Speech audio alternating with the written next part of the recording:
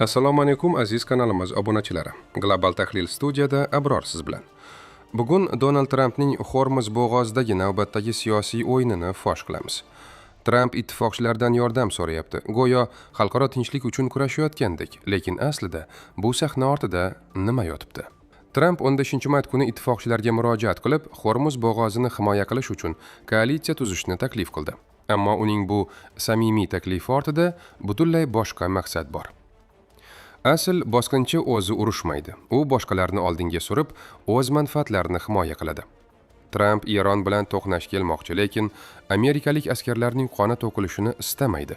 Shuning uchun ittifoqchilarni bu urushga jalb qilmoqchi. Ya'ni urushni boshqalarga yuklab, o'zi chetda turib foyda olmoqchi.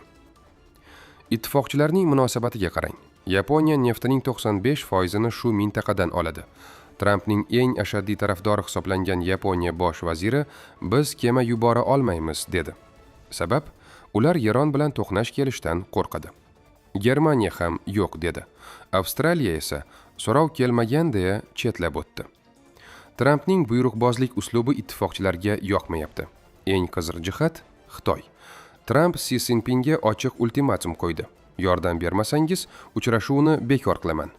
Bu shantaj. Tramp Xitoyni ham urushga jalb qilmoqchi.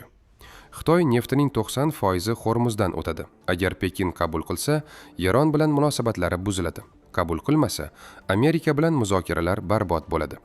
Neft narxiga e'tibor bering.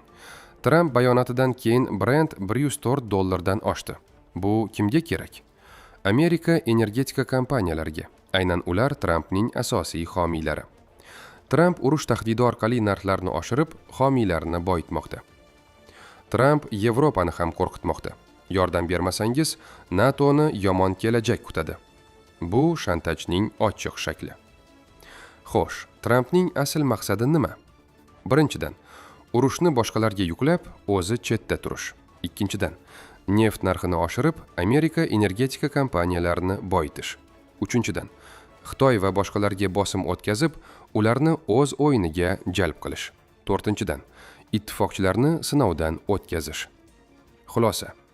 Trampning Hormuz bo'g'ozidagi bu xayriya aksiyasi aslida bosqinchilikning yangi, ayyorona usuli.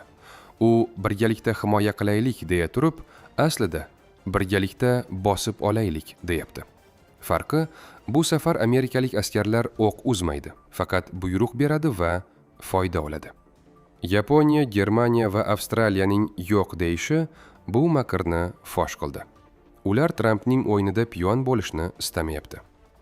Tramp dunyoga men sizlarning xavfsizligingizni sotaman deyapti. Narxi sizlarning kemalaringiz, askarlaringiz va qoningiz. Sizlar bilan Global tahlil Abror bilan birga bo'ldi. Videolar keng tarqalishi uchun iltimos, like bosib, obuna bo'ling. Xayr.